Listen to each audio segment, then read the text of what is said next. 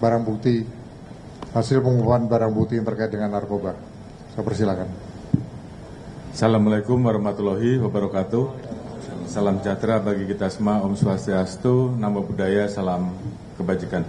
Yang terhormat Bapak Menko Polkam, Bapak Jenderal Polisi Purnawirawan Profesor Dr. Budi Gunawan, beserta seluruh pejabat pendamping yang kami hormati, Bapak Jaksa Agung, Bapak Menteri Imigrasi dan Pemasarakatan, serta seluruh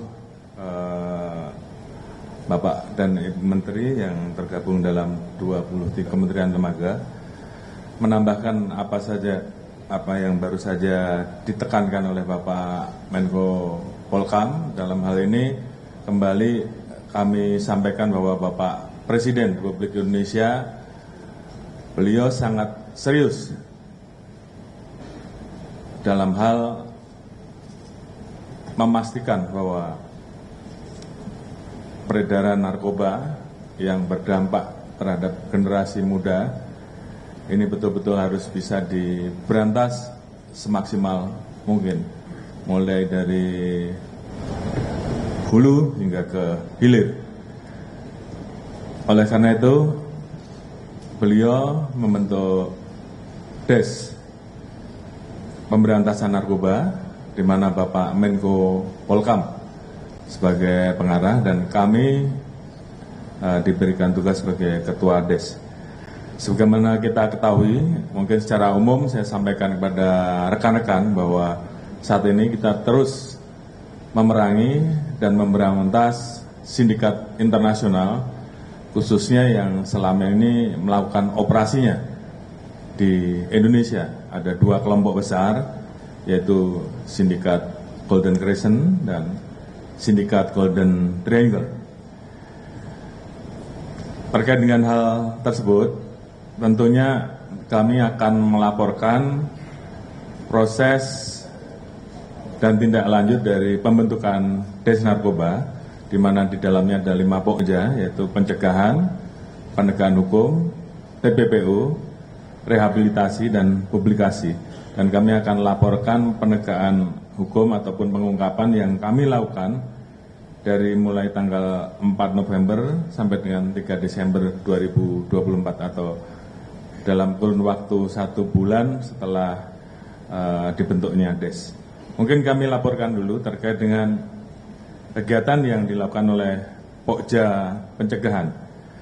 Dengan sasaran tentunya kita ingin bahwa beberapa wilayah yang saat ini terdetek menjadi kampung narkoba, maka kami seluruh kementerian lembaga bersama-sama bekerja tentunya dengan pemerintah daerah untuk mengubah kampung yang tadinya dikenal sebagai kampung narkoba menjadi kampung bebas narkoba.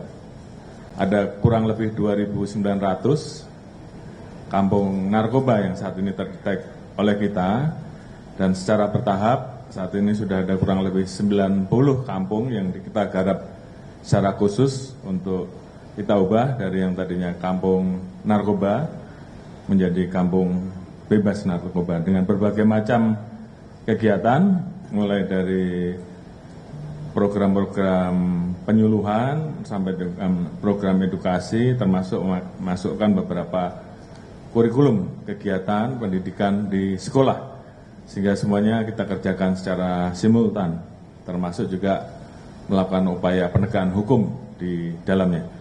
Kemudian kami laporkan terkait dengan Pokja Penegakan Hukum bahwa selama 1 bulan ini kami telah memproses 3.608 perkara dengan mengamankan kurang lebih 3.965 tersangka, serta barang bukti senilai 2,88 triliun rupiah.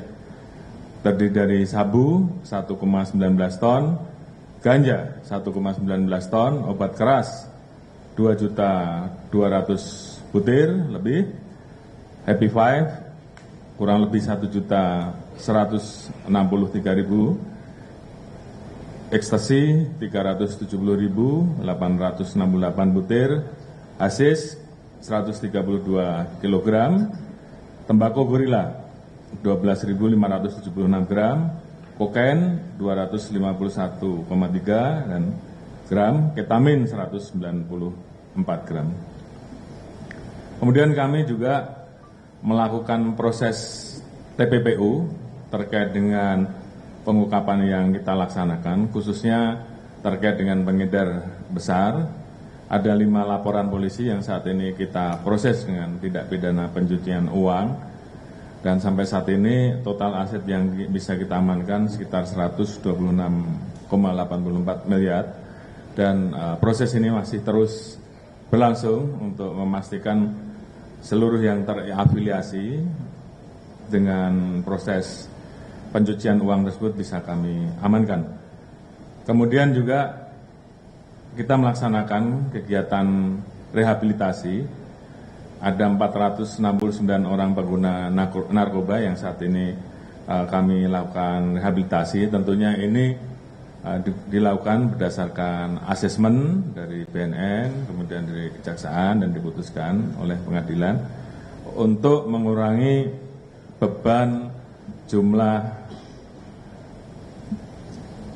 napi narkoba yang memang saat ini tadi dilaporkan mayoritas rata-rata berasal dari pengguna dan pengedar narkoba. Kemudian kegiatan-kegiatan lain, termasuk publikasi. Dalam hal ini mungkin kami sampaikan 3 pengungkapan kasus menonjol narkoba yang beberapa waktu sudah dilaporkan atau mungkin dirilis secara parsial. Saat ini kami jadikan 1. Yang pertama adalah pengungkapan pabrik obat keras Eksimer di Tasikmalaya, di Jawa Barat pada tanggal 8 November. Diamankan 9 orang tersangka, mulai dari pengendali, pemodal, peracik, dan pencetak. Barang bukti yang diamankan 1 juta butir, kemudian berlabel LC, LL, dan YY seberat 170.000 gram. Ada kurang lebih estimasi nilainya 700 juta. Kemudian yang kedua, pengungkapan sabu jaringan Afghanistan di Kampung Ambon di Jakarta Barat pada tanggal 17 November lalu. 1 orang diamankan dan saat ini kami terus melakukan pengembangan. Namun kita amankan 389 kg sabu dengan nilai kurang lebih 800 miliar rupiah. Dan ini tentunya kita bisa menyelamatkan masyarakat dari penyalahgunaan penggunaan narkoba ini sebesar 2,2 juta jiwa. Kemudian pengungkapan klandestain lab hasis di Uluwatu, Bali beberapa waktu yang lalu yang dilakukan oleh Direktorat Narkoba pada tanggal 18 November. 4 orang tersangka sebagai peracik dan pengemas saat ini kita amankan. 4 orang saat ini masih kita guru sebagai DPO. Beberapa waktu yang lalu ini juga sudah disampaikan, kita mengamankan barang bukti 1.163.210 butir Happy Five, 132,9 hasis dan bahan baku pembuatan. Dan yang menarik adalah kita amankan 7.365 ketrit yang ini terindikasi merupakan ketrit untuk jenis vape, mungkin rekan-rekan tahu semua. Kemudian 17 unit mesin dan estimasi barang bukti yang kita amankan sebesar 1,52 triliun. Dan tentunya ini kalau dilepaskan tentunya akan berdampak kepada 1,49 juta jiwa. Dari keseluruhan barang bukti yang diamankan, total semuanya tentunya kita bisa menyelamatkan kurang lebih 10 juta masyarakat dari penyalahgunaan narkoba. Kemudian untuk meningkatkan efektivitas penanggulangan narkoba ke depan, tentunya ada beberapa kesepakatan dan rekomendasi tadi yang akan kita lakukan ke depan. Yang pertama terkait dengan masalah penegakan hukum. Jadi kita rapatkan, mohon izin Bapak Menko Polhukam, kami sampaikan kepada rekan-rekan semua bahwa kita sepakat untuk memberikan hukuman maksimal kepada semua pengedar dan bandar yang tertangkap. Tadi Pak Kejaksaan Agung juga sudah sangat mendukung, demikian juga kita harapkan nanti dari teman-teman Mahkamah Agung juga memberikan hukuman vonis yang maksimal. Kemudian juga dari Kementerian Imigrasi dan Pemasyarakatan, kita sepakat bahwa seluruh pelaku pengedar narkoba ini akan ditempatkan di super maksimum security. Sehingga ini juga bisa memotong potensi peredaran atau pengendalian jual beli narkoba yang masih dikendalikan atau selama ini dilakukan oleh para pelaku yang divonis mati ataupun seumur hidup. Ini kita lakukan dan mudah-mudahan ini juga berdampak. Kemudian juga melakukan pengawasan dan pendampingan terhadap yang sudah selesai menjalani hukuman oleh Kementerian IMPAS, BNN, dan Polri, sehingga memastikan bahwa mereka yang sudah keluar itu mereka tidak melakukan kegiatannya lagi. Kemudian terkait dengan bidang pencegahan, tadi sudah disampaikan bahwa kita terus melakukan kerjasama, baik mulai dari edukasi yang dilaksanakan oleh kementerian lembaga terkait, termasuk mewajibkan setiap tempat yang ditengarai akan digunakan menjadi tempat-tempat yang akan dimanfaatkan untuk mengedarkan atau melakukan transaksi, baik di kafe, restoran, tempat makan, tempat hiburan, dan lain-lain, untuk menempatkan atau menempelkan stiker himbauan anti narkoba, sehingga kampanye ini kita lakukan secara bersama-sama dan masif, termasuk tempat hiburan yang kedapatan di wilayahnya digunakan untuk peredaran, kita akan berikan teguran. Namun apabila teguran tidak diindahkan, maka kita akan melakukan pencabutan terhadap izin tempat-tempat tersebut, termasuk juga apabila mereka terlibat di dalam peredaran, kita akan proses pidana. Kemudian pengawasan terhadap wilayah-wilayah perbatasan, termasuk juga wilayah laut kita, terutama jalur-jalur tikus. Ini akan dikerjasamakan bersama-sama dengan TNI, Polri, BNN, Bakamla, KKP, Kemenlu, Kemendagri, dan kementerian terkait lainnya. Kemudian di bidang TPPU, jadi ini juga menjadi kesepakatan kita, karena memang yang harus kita potong adalah rantai transaksi mereka, sehingga kita sepakat kita akan mengoptimalkan pembukuan dan penyitaan uang yang ada di dalam rekening, serta melakukan penerapan TPPU, termasuk tadi akan kita rapatkan untuk mendorong kepada pembuat undang-undang untuk memberikan ruang kepada PPATK untuk memfreeze lebih lama, termasuk juga kemudahan terkait dengan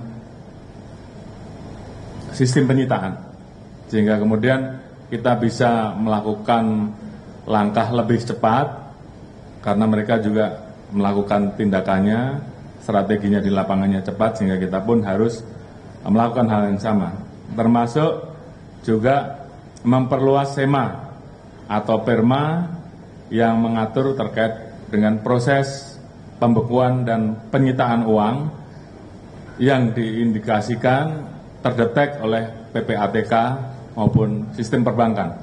Itu akan kita minta untuk di-freeze, diblokir dalam kurun waktu tertentu, dan kalau mereka protes, kita minta untuk mereka bisa melakukan pembuktian terbaik. Kalau tidak, uangnya kita sita untuk negara. Kemudian bidang rehabilitasi, saya kira ini menjadi tugas dan tanggung jawab kita semua, dan kita mendorong agar tempat-tempat rehabilitasi ini bisa dibangun di tingkat kabupaten, kecamatan, pemerintah daerah, tentunya diharapkan untuk menganggarkan sehingga tempat-tempat rehabilitasi yang saat ini terbatas ini kemudian bisa kita optimalkan untuk memberikan rehabilitasi bagi para pengguna secara kesadaran sendiri atau para pengguna yang tertangkap oleh aparat penegak hukum, termasuk juga bekerja sama dengan pesantren, lembaga-lembaga pendidikan, termasuk juga tempat-tempat di TNI Polri yang bisa digunakan untuk melaksanakan kegiatan rehabilitasi. Kemudian terkait dengan publikasi, ini juga menjadi penting, maka kita akan mengaktifkan duta anti narkoba. Utamanya kita rekrut dari influencer, dari artis yang pernah menjadi pengguna. Karena mereka pernah merasakan, kita harapkan beliau-beliau bisa menjadi duta anti narkoba. Demikian juga dengan bekerja sama dengan influencer-influencer ternama yang lain.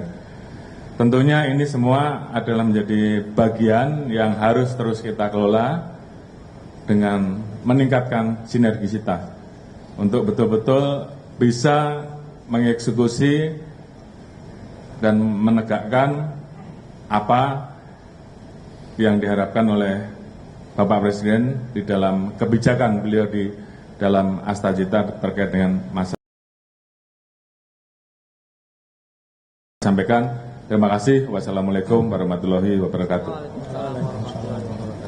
Waalaikumsalam. Terima kasih Pak Kapolri.